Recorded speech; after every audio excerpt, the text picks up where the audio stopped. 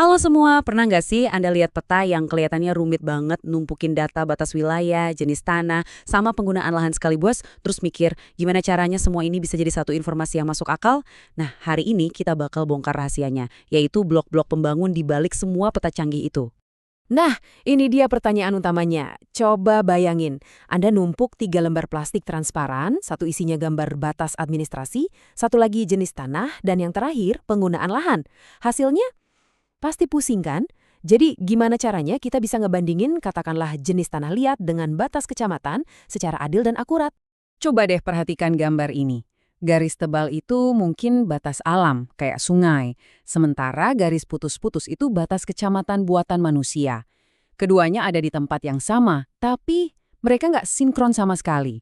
Nah, inilah teka-teki yang harus dipecahkan sama para analis geospasial setiap hari. Oke, sekarang kita masuk ke solusinya. Ternyata untuk mengatasi kekacauan ini, ada satu konsep kunci yang jadi andalan para ahli. Namanya adalah satuan pemetaan atau sering juga disebut unit analisis. Anggap aja satuan pemetaan ini kayak balok Lego. Setiap baloknya punya ukuran dan bentuk yang standar, dan mewakili satu karakteristik yang seragam. Nah, dengan memakai balok yang sama untuk semua data, mau itu data tanah, data administrasi, atau data apapun, akhirnya kita bisa membangun sebuah analisis yang kokoh dan masuk akal. Ini cara kita merapikan data yang tadinya berantakan. Dan sama kayak balok Lego, satuan pemetaan ini punya 3 bentuk dasar yang fundamental. Ada titik, garis, dan poligon. Yuk kita lihat satu persatu. Pertama, ada titik. Ini yang paling simpel, cuma buat nunjukin satu lokasi spesifik. Misalnya ya, lokasi stasiun cuaca, atau posisi bandara di peta negara, atau bahkan sesimpel lokasi satu sumur bor. Pokoknya, satu titik, satu lokasi. Berikutnya, garis. Ini cocok banget buat apapun yang bentuknya memanjang atau linier. Coba bayangin jaringan jalan raya, alur sungai, atau bahkan jaringan kabel fiber optik di bawah kota kita. Garis ini intinya menghubungkan titik-titik dan nunjukin adanya aliran atau koneksi. Dan yang terakhir, yang paling sering dipakai dan paling powerful adalah poligon. Ini tuh area tertutup yang batasnya jelas. Poligon bisa mewakili hampir apa aja. Sebuah negara, kawasan hutan, zona industri, sampai danau. Hampir semua analisis spasial yang rumit itu dibangun pakai balok poligon ini. Nah, disinilah mulai seru. Waktu kita mau gabungin peta-peta poligon ini, ada pilihan teknis yang penting banget. Ada 2 pendekatan utama, dan masing-masing punya plus minusnya. Yuk kita bandingin. Di satu sisi, ada metode komponen individual. Bayangin kita numpuk peta transparan satu persatu. Ini fleksibel banget. Kalau satu peta berubah, ya tinggal ganti yang itu aja. Tapi masalahnya, di perpotongan batas-batasnya itu sering muncul serpihan-serpihan poligon super kecil yang aneh dan nggak ada gunanya. Nah, di sisi lain, ada metode komponen gabungan. Ini kayak masukin semua data ke Blender sekaligus. Hasilnya, jauh lebih rapi, nggak ada serpihan aneh. Tapi kekurangannya, kalau ada satu aja data yang berubah, kita harus ngulang seluruh prosesnya dari awal. Jadi ini pilihan antara fleksibilitas lawan data yang bersih. Sekarang kita sampai ke bos terakhirnya nih dalam analisis spasial.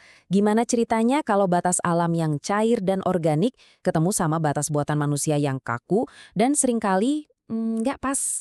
Nah, ini dia dilema intinya. Bayangin deh, poligon hijau ini tuh satu ekosistem hutan yang utuh. Tiba-tiba ada batas kecamatan, yang garis putus-putus itu, motong hutannya jadi 2. Jadi, kalau kita punya data ekonomi buat wilayah A dan B, gimana caranya kita ngitung nilai ekonomi dari keseluruhan hutan itu?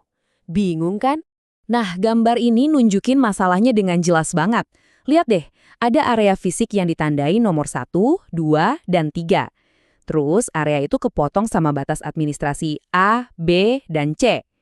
Pertanyaannya, kalau kita mau tahu kondisi sosial di area fisik nomor 1, kita pakai data yang mana? Data dari A, dari B, atau kita campur aduk aja? Tenang, para analis itu pintar. Mereka punya 2 teknik jitu buat mecahin masalah tumpang tindih ini. Namanya adalah metode dominasi dan metode tertimbang. Yuk kita lihat cara kerjanya. Solusi pertama namanya dominasi. Logikanya gampang banget, yang paling gede yang menang. Misalnya ada kawasan hutan yang 70% wilayahnya masuk ke Kabupaten A, yang statusnya sejahtera. Ya udah, pakai metode ini, seluruh kawasan hutan itu kita cap sejahtera. Beres, cepat, gampang, cocok banget buat data yang sifatnya kategori. Solusi kedua, ini yang lebih teliti. Namanya metode tertimbang. Ini biasanya dipakai buat data angka, kayak jumlah penduduk atau pendapatan. Di sini, kita nggak milih pemenang, justru sebaliknya. Kita hitung nilai gabungannya secara proporsional, berdasarkan seberapa besar kontribusi tiap potongan yang tumpang tindih. Gimana caranya? Kita bedah satu-satu ya. Pertama, kita hitung dulu luas tiap potongan kecil yang tumpang tindih. Kedua, luas tiap potongan itu kita kalikan sama nilainya masing-masing. Ketiga, semua hasil perkalian tadi kita jumlahin. Dan terakhir, totalnya kita bagi sama luas keseluruhan area yang kita mau tahu. Nah, dengan cara ini, hasilnya jadi jauh lebih akurat dan adil. Dan inilah rumusnya. Setelah kita ngerti logikanya barusan, rumus ini jadi nggak kelihatan seram lagi kan? Ini cuma cara matematis buat bilang luas potongan A dikali nilai A, ditambah luas potongan B dikali nilai B, terus semuanya dibagi total luas area.